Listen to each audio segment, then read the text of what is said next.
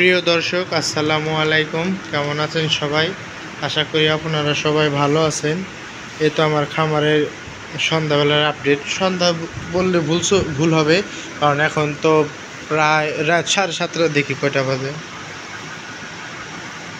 7:25 বাজে এখনে। কারণ এখন বিদ্যুতের অনেকই লোডশেডিং চলতেছে। এখন আমি এখন ভেজা কাপড়ে এখনও এই তো, কারণ সবগুলোকে এখন গোসল করাই দিলাম। আর পুরো ভিডিওটি একটু মনোযোগ সহকারে শুনেন, কারণ গাভী গরুর সম্পর্কে বলবো এখানে।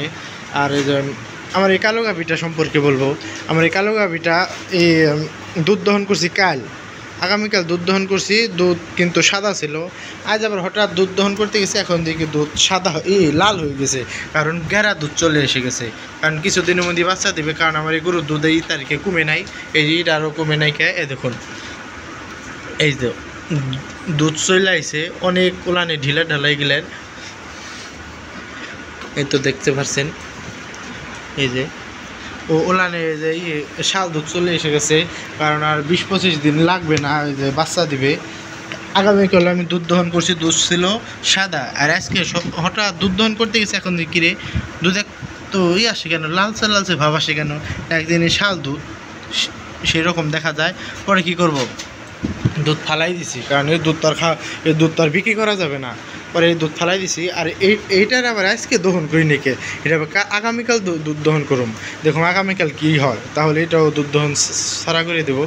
কারণ আমি এইগুলো কালা গাভীকে না প্রায় 14-15 দিন ধরে একদিন পর দুধ দহন করতেছি, কারণ দুধ কমে না দেখে একদিন পর দুধ দহন করতেছি, যেন দ্রুত দুধটা কমে যায়।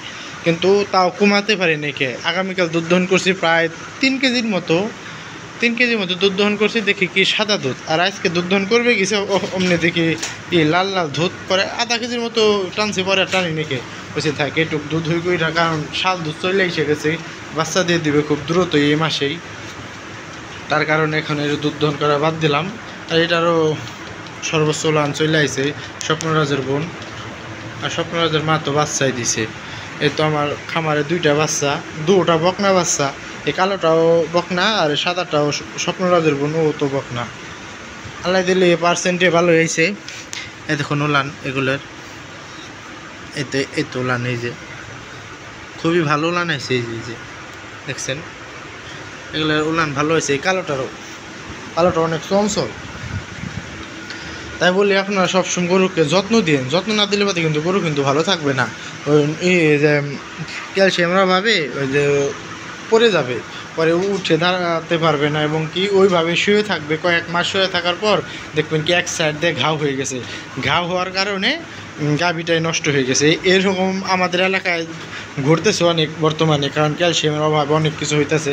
সবাই তো দুধই দহন করে আর ব্যাং ভরে দুধ বিক্রি করে, গরুকে তো আর খাওয়ায় না। তাই বলতেছি সবাই গরুকে একটু যত্ন দিন, যত্ন দিলে দেখবেন দ্রুত গরুগুলো ভালো থাকবে।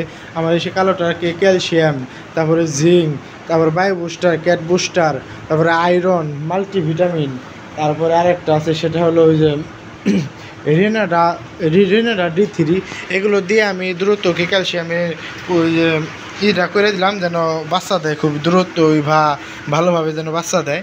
এই কারণে আমি এই সাদাটারও দিছি, কালোটারও দিছি, এবং স্বপ্নরাজের মাকে দিই নাকি, কারণ ও তো বাচ্চা দিছে। আর স্বপ্নরাজের বোনকেও দিছি, তাহলে 3টা হলো। আর ওই তো কিছুদিন ধরে আমার বাচ্চা দিছে, বকন, ওর নাম দিছি শেফালি, ওকেও দিছি। কারণ এই 4টা গরুকে আমি কমপক্ষে 25,000 টাকার আমি ওষুধ খাওয়াইলাম।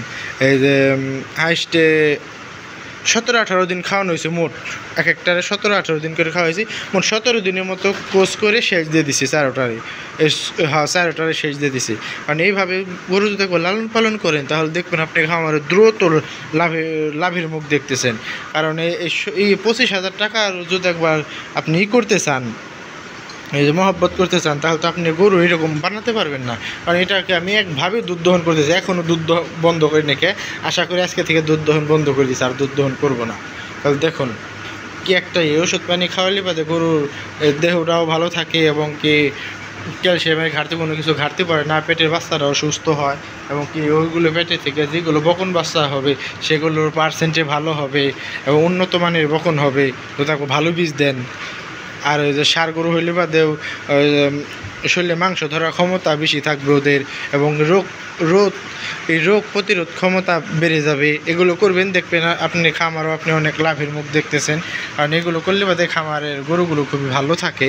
আমি এগুলো সবগুলো গরুকে আমি নিয়মিত ক্যালসিয়াম, ভিটামিন এবং কি জিঙ্কটা খাওয়াই দেয়। আমার গরুর কোনো রোগ নাই। সবাই ভালো থাকবেন, সুস্থ থাকবেন, আর আমার খামারের জন্য সবাই দোয়া করবেন। আসসালামু আলাইকুম।